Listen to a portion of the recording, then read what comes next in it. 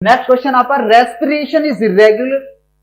Question समझना, respiration is irregular characterised by apnoea and hyperventilation is note as.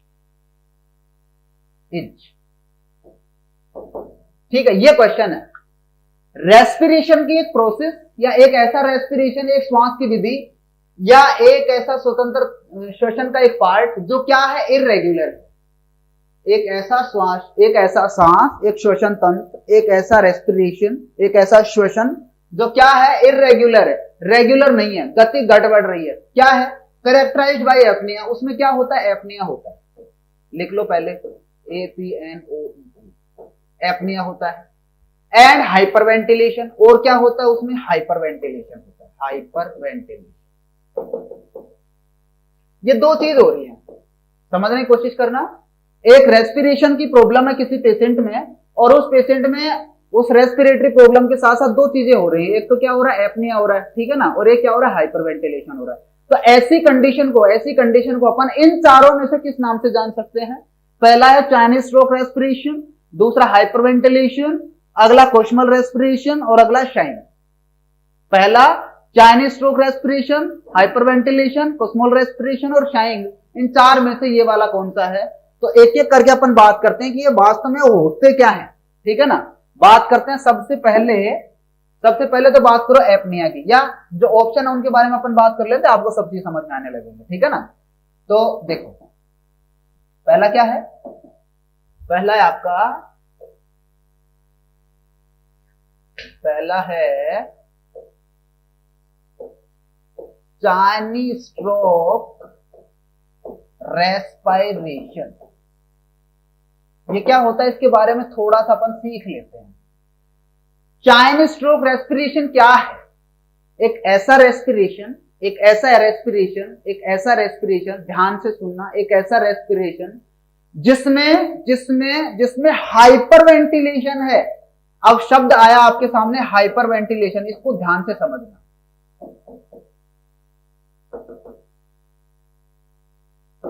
Hyperventilation, hyper का मतलब होता है इंक्रीज और ज्यादा, और वेंटिलेशन का मतलब आप समझ लीजिए रेस्पिरेशन, मतलब जिसमें ज्यादा सांस आता है, धड़ धड़ धड़ धड़ लगातार वो सांस लिया जा रहा है। बाबा रामदेव बना पड़ा है, बहुत जोर से सांस ले रहा है। हाइपर वेंटिलेशन का मतलब, वेंटिलेशन का मतलब कहते हैं ना कि घर को वेंटिलेट रखो। आजकल के घर बड़े बड़े चौड़े चौड़े लंबी तगड़ी खिड़कियों वाले बनने लगे, क्यों? वेंटिलेशन इसमें, कि उसमें हवा आती रहे, अंदर की हवा बाहर जाती रहे। क्या बोलते हैं, वेंटिलेशन। मतलब ये हुआ कि आदान प्रदान ठीक से होता रहे। और हाइपर वेंटिलेशन अगर रेस्पिरेटरी सिस्टम में बात करेंगे तो मतलब हवा का आदान प्रदान फेफड़ों से अच्छे से होता रहे, हाइपर वेंटिलेशन कहलाता है। हमारा क्या है, चाइनीज स्ट्रोक रेस्पिरेशन में क्या होता है, दो चीजें होती हैं। क्या होती हैं? एक तो हाइपर वेंटिलेशन होता है। तो हाइपर वेंटिलेशन का मतलब होता है वो लगातार ज्यादा सांस लेगा, मतलब समझ रहे हैं ना किस तरह से सांस लेगा, मतलब लगातार लंबी सांस लेगा छोड़ेगा। ये तो क्या बोलते हैं, हाइपरवेंटिलेशन। मतलब ये हुआ कि धड़ाधड़ सांस लेगा, और धड़ाधड़ सांस लेने के बाद में एक ऐसी कंडीशन आ जाएगी कि वो एपनिया में चला जाएगा। किसमें चला जाएगा? एपनिया में चला जाएगा। और एपनिया का मतलब होता है कंप्लीट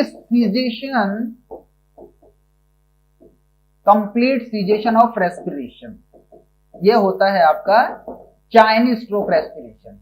अगर आपको डायग्राम के थ्रू में समझाना चाहूं तो मान लीजिए कि ये एक लाइन है और इस लाइन पे इस तरह से सांस चल रही है, ठीक है, इस तरह से, मतलब नॉर्मल वो ले रहा है छोड़ रहा है, ले रहा है छोड़ रहा है, ले रहा है छोड़ रहा है, ले रहा है छोड़ रहा है।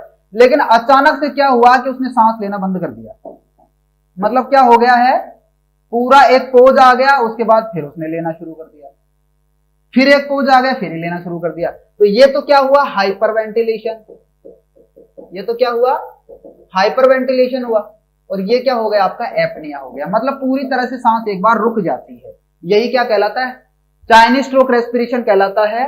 और अगर ऐसा किसी पेशेंट में देखने को मिलता है तो उस पेशेंट में क्या डिक्लेयर किया जाता है, पुअर प्रोग्नोसिस।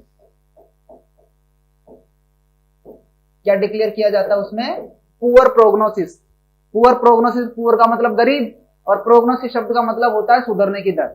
मतलब सुधरने की दर क्या हो जाती है, गरीब हो जाती है। मतलब ये हुआ कि पेशेंट को समझा दो पेशेंट तो समझने के लायक ही नहीं है, पेशेंट घर वालों को बता दो कि जी आपकी पेशेंट की जो स्थिति ठीक नहीं है, हमने आपको समझा दिया है कि वो अबाउट टू, समझ गए ना, उसको क्या बोलते हैं, पुअर प्रोग्नोसिस बोलते हैं। और गुड प्रोग्नोसिस का मतलब होता है कि पेशेंट में सुधार आ रहा है, ठीक है, तो ये होता है। तो इसी को क्या बोलते हैं अपन, चाइनीज स्ट्रोक रेस्पिरेशन। हमारा सवाल क्या था, एक बार सवाल को पढ़ लो। तो सवाल क्या कहता है, रेस्पिरेशन है इरेगुलर है, ठीक है, कैरेक्टराइज बाय एपनिया हो रहा है, रुक रहा है सांस, और हाइपरवेंटिलेशन है, क्या कहलाता है, चाइनीज स्ट्रोक रेस्पिरेशन। आंसर तो आ ही गया, आंसर क्या हो गया हमारा, ए हो गया, तो आंसर तो आ ही गया। अब अगर और ज्यादा अपन सीखना चाहें तो सीख लो।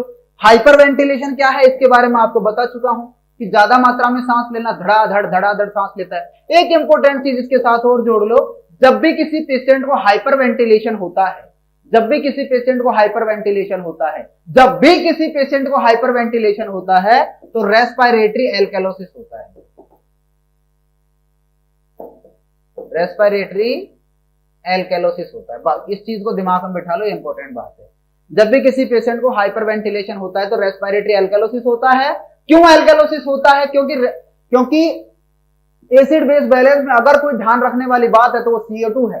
ऑक्सीजन पे ध्यान नहीं देते, क्या ले रहा है उस पर ध्यान नहीं देता, छोड़ क्या रहा है उस पर ध्यान दिया जाता है। छोड़ता क्या है, कार्बन डाइऑक्साइड, और कार्बन डाइऑक्साइड क्या है, जहर, और जहर क्या होता है, एसिड, और एसिड जितना बाहर निकलेगा उतना अच्छा, जितना ज्यादा एसिड बाहर जाएगा उसके कंपैरिजन में क्या बढ़ जाएगा, एल्कलोसिस, मतलब बेस बढ़ जाएगा, मतलब एल्कलिनिटी बढ़ेगी, मतलब एल्कलोसिस हो जाएगा, मतलब कौन सा, रेस्पिरेटरी से रिलेटेड रेस्पिरेटरी एल्कलोसिस हो जाएगा, ठीक है।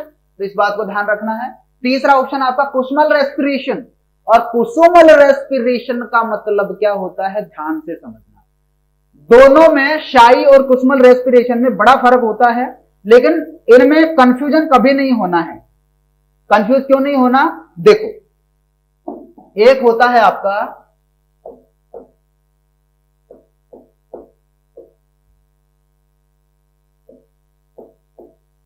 कुसुमल रेस्पिरेशन और एक होता है शाई। ये दोनों तकरीबन एक जैसे होते हैं। कुसुमल रेस्पिरेशन में क्या होता है, ध्यान रखना, एक छोटी सी बात बताऊंगा, इसमें होती है डीप ब्रीथ, ठीक है, इसमें क्या होती है, डीप ब्रीथ होती है, डीप ब्रीथ होती है, ठीक है, डीप ब्रीथ होती है। लेकिन डीप ब्रीथ के साथ इसमें एक क्वालिटी और पाई जाती है, ये डीप ब्रीथ रैपिड होती है। ये डीप ब्रीथ कैसी होती है, रैपिड होती है। मतलब डीप का मतलब क्या हुआ, ये डीप ब्रीथ है, छोड़ दिया, डीप है लेकिन नॉर्मल, डीप है लेकिन नॉर्मल है। लेकिन यही रेस्पिरेशन अगर ऐसे होने लगे, ये क्या है, कुसुमल रेस्पिरेशन है, ये क्या है, कुसुमल। अब एक स्वस्थ आदमी आपके सामने ऐसे करेगा, इसका मतलब तो उसका योगा का टाइम हो गया है। लेकिन अगर एक पेशेंट, अगर एक बीमार आदमी ऐसा करने लगे तो उसमें कॉम्प्लिकेशन है। कुसुमल रेस्पिरेशन अगर डीप ब्रीथिंग रैपिड हो रही है, कुसुमल रेस्पिरेशन कहलाता है। किसमें देखने को मिलता है, इंपॉर्टेंट क्वेश्चन, किसमें देखने को मिलता है, इंपॉर्टेंट क्वेश्चन, मेटाबॉलिक एसिडोसिस में देखने को मिलता है। मेटाबॉलिक एसिडोसिस में देखने को मिलता है, और मोस्ट कॉमन देखने को मिलता है DKA में। ध्यान रखना इस बात का, देख लीजिए इस चेहरे को, कि डायबिटिक कीटो एसिडोसिस अगर किसी पेशेंट में होगा, डायबिटिक कीटो एसिडोसिस DKA अगर किसी पेशेंट में होता है तो उस पेशेंट में कुसुमल रेस्पिरेशन देखने को मिलता है, ठीक है। हाँ, दूसरा क्या होता है, इसमें मेटाबॉलिक एसिडोसिस होता है। अगर बात करें हम शाई की, SICH, शाई क्या होता है, शाई में देखो, मैंने बोला था कि इन दोनों में थोड़ा सा डिफरेंस है, वो क्या है, इसमें क्या होता है, शाई में क्या होता है, इसमें भी डीप ब्रीथ होती है, इसमें भी क्या होती है, डीप ब्रीथ होती है। लेकिन इसमें डीप ब्रीथ कैसी होती है, रैपिड होती है ना। लेकिन इसमें डीप ब्रीथ तो होती है, उसके बाद क्या होती है, प्रोलॉन्ग्ड एक्सपायरेशन होता है। डीप ब्रीथ फॉलोड बाय, यहां शब्द लिखना फॉलोड बाय, जैसे ही डीप ब्रीथ लिखा उसके साथ क्या करेगा, वो प्रोलॉन्ग्ड एक्सपायरेशन करेगा, प्रोलॉन्ग्ड एक्सपायरेशन करेगा, प्रोलॉन्ग्ड एक्सपायरेशन करेगा। जैसे उदाहरण के तौर पर डीप ब्रीथ लिया,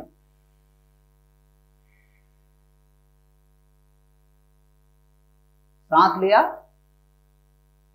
और प्रोलॉन्ग्ड एक्सपायरेशन का मतलब लंबे तरीके से उसने सांस छोड़ा, ये क्या होता है, शाई कहलाता है।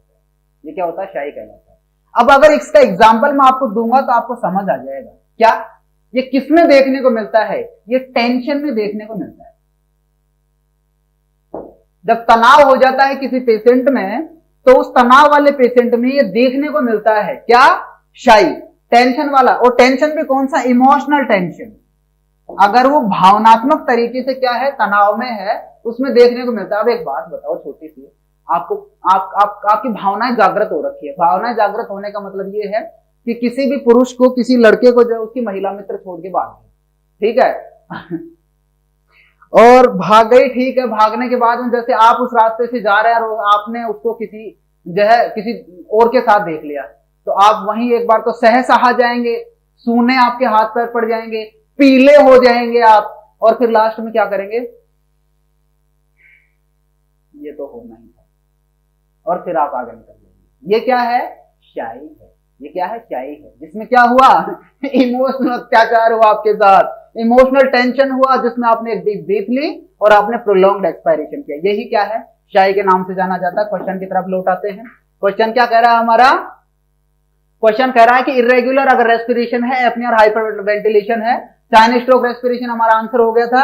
हाइपर वेंटिलेशन के बारे में हम पढ़ चुके हैं, कुशमल रेस्पिरेशन और शाइन के बारे में भी हम पढ़ चुके हैं। नेक्स्ट चलते हैं, नेक्स्ट क्वेश्चन क्या कहता है देखो।